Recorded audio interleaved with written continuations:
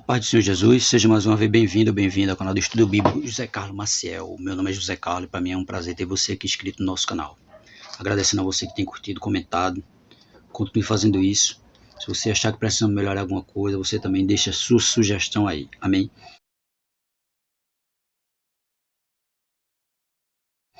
Hoje esse vídeo é para falar a respeito da lição da Escola Bíblica Dominical.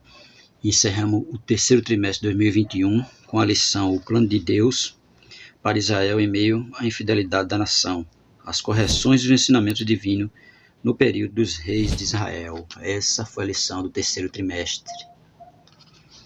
Foi encerrada. Agora nós vamos partir para o quarto trimestre de 2021, que será o apóstolo Paulo.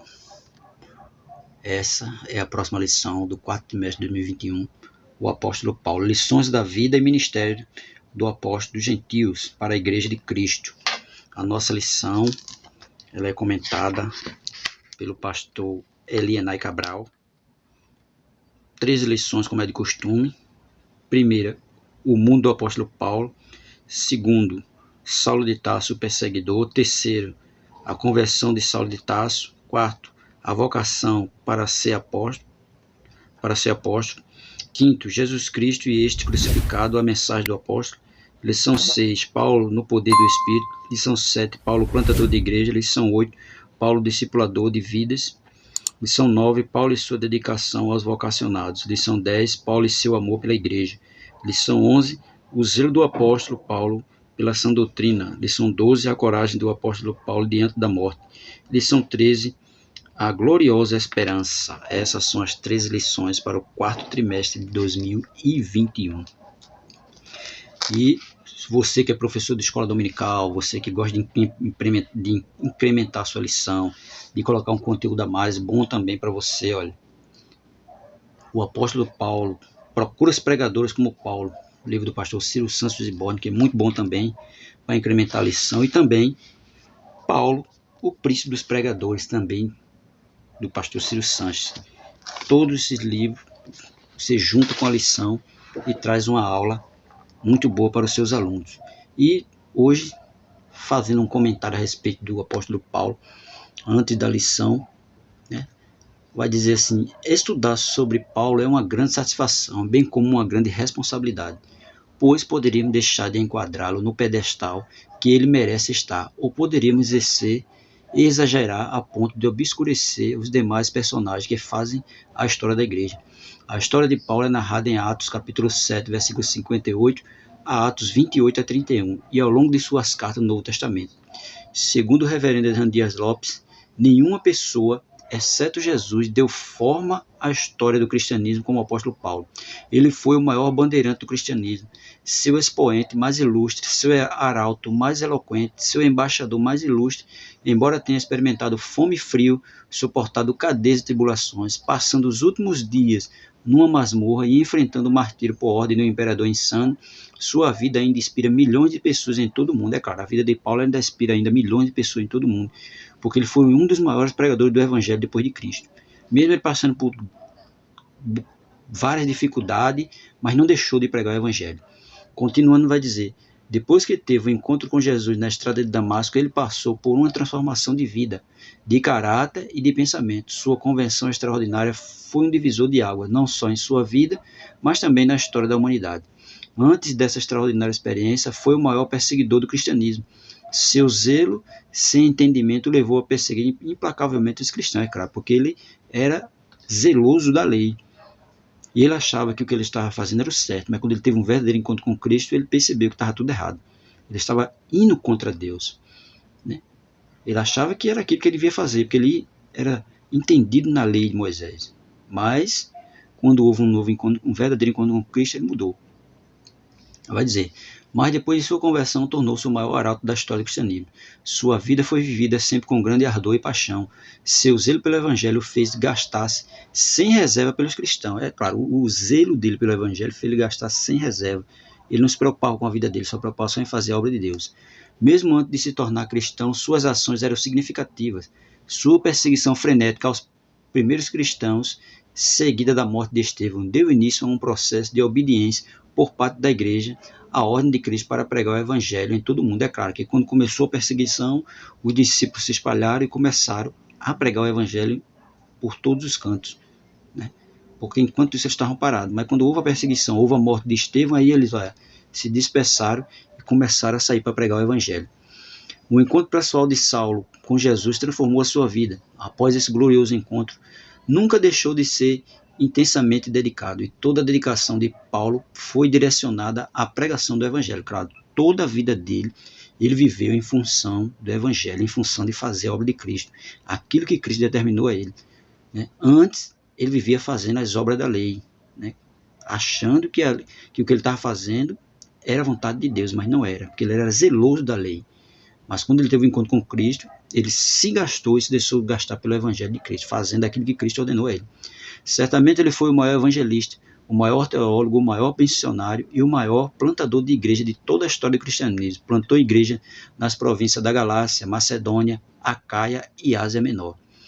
Paulo pregou com zelo aos gentios e aos judeus, nas escolas, cortes, palácios, sinagogas, praças e prisão. Claro, ele não deixou de pregar o evangelho. Mesmo preso, né, que ele passou 2 anos preso numa casa alugada, mas mesmo ali ele sempre estava pregando o evangelho. E mesmo preso, quando ele estava lá com a guarda pretoriana vigiando ele não deixava de pregar o evangelho. Ele pregou o evangelho a todos. Ele não perdeu tempo. A única coisa que ele fez foi viver para o evangelho. Com a mesma motivação, pregou quando tinha fartura e também quando passava por provas e privações. Nenhum homem exerceu tanta influência sobre nossa civilização, nenhum escritor foi tão conhecido e teve suas obras tão divulgadas e comentadas quanto o apóstolo Paulo. É claro, as obras dele são divulgadas e comentadas em todo o mundo ainda hoje. Embora tenha vivido sob fortes pressões internas e externas, não deixou jamais sua alma ficar amargurada a ponto de abalar sua fé. Claro que ele passou várias dificuldades, mas nenhuma dessas dificuldades impediu ele de fazer a obra de Deus. Nenhuma dificuldade dessa impediu ele de proclamar o evangelho. Passou fome, frio, abandono, solidão, preso numa masmorra, mas nem isso aí estava abalando na vida dele, porque ele vivia em função de pregar o evangelho. Embora tenha vivido fortes pressões internas, né, e externas, mesmo assim ele não se preocupou com isso. E nem isso abalou a sua fé. Ele continuou fazendo a obra de Deus. Ele não se envergonhava do evangelho, não se deixava abater diante de perseguições e sofrimento. Apesar da dificuldade e sofrimento, por amor ao evangelho, ele mantinha a firmeza de sua fé, pois tinha convicção de sua comunhão com Deus e a esperança de vida eterna com o Pai Celeste após a morte. É claro, a convicção dele era tanta e a fé tão grande que ele mesmo prestes a morrer, mas não estava preocupado, porque ele sabia que o justo juiz ia entregar a coroa da justiça a ele.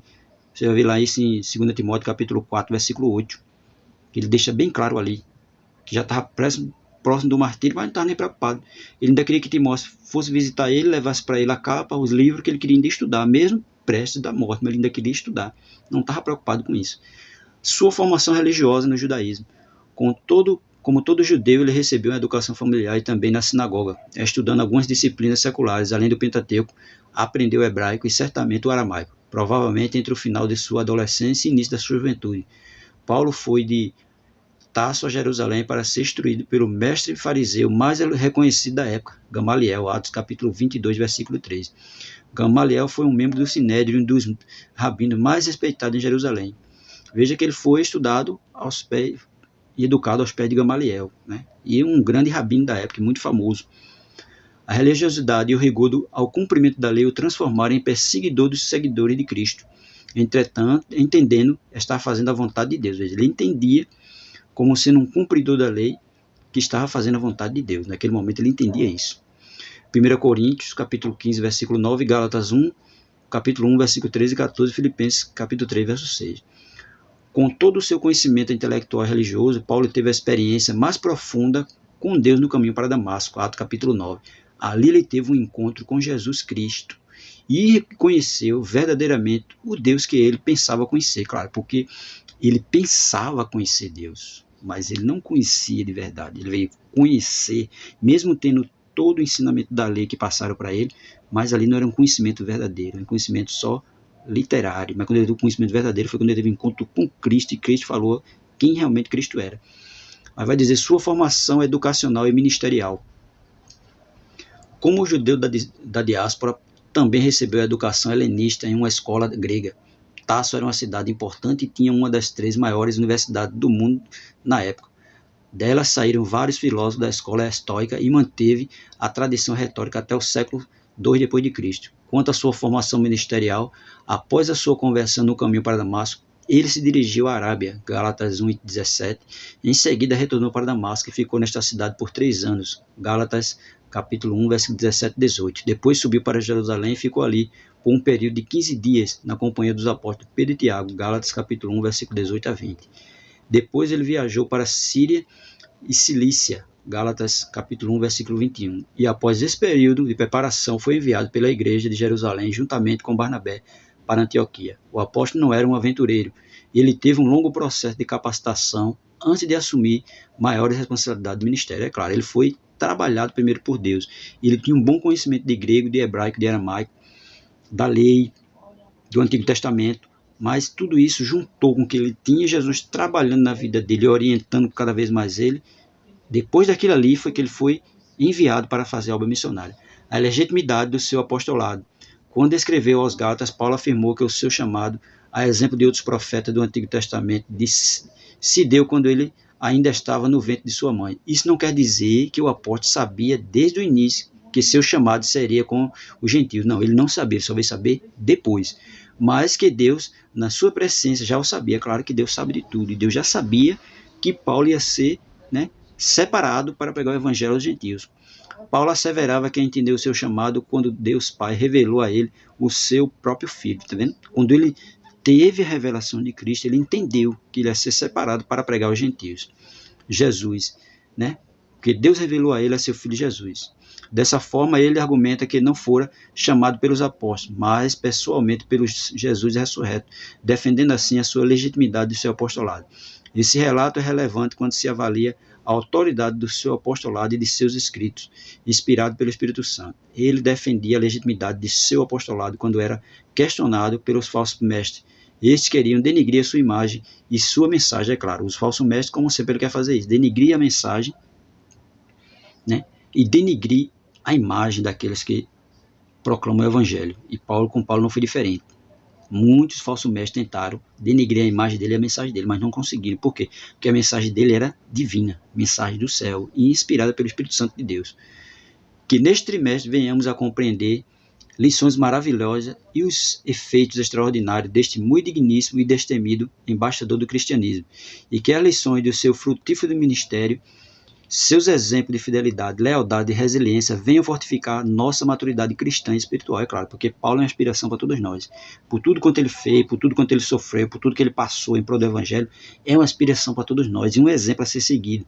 Claro que muitos, quando passam pela dificuldade, a primeira coisa que ele vai fazer é abandonar o evangelho, mas quando nós lemos as cartas de Paulo, quando lemos todo o relato de Paulo, ele sofreu muito, passou por muita dificuldade, mas não se afastou do evangelho. Pelo contrário, ele mesmo disse, sempre nas suas cartas, ele deixou bem claro, deixando para trás as coisas que fiquem olhando para o alvo que era Cristo, e é isso que ele fazia, ele olhava o alvo que era Jesus, sabendo que já estava sendo oferecido por sacrifício de aspersão, lá em 2 Timóteo capítulo 4, versículos 6 a 8, já estava sendo oferecido por sacrifício de aspersão, porque ele estava na masmorra, prestes a ser decapitado, mas ele não estava preocupado, porque ele vai dizer no versículo 7, que combateu o bom combate, acabou a carreira e guardou a fé.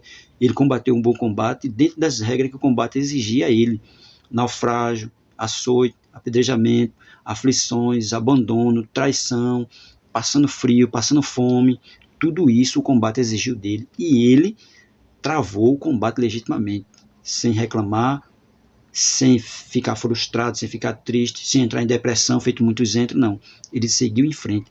No versículo 8 ele vai dizer que a coroa da justiça já está preparada para ele. E o justo juiz quem entregar a ele, e não só ele, mas todos aqueles que amam a vinda de Jesus. Veja como ele estava alegre, ele não estava triste, ele estava alegre. Então que as lições dele possam cada vez mais nos inspirar e permanecer firmes na presença de Cristo.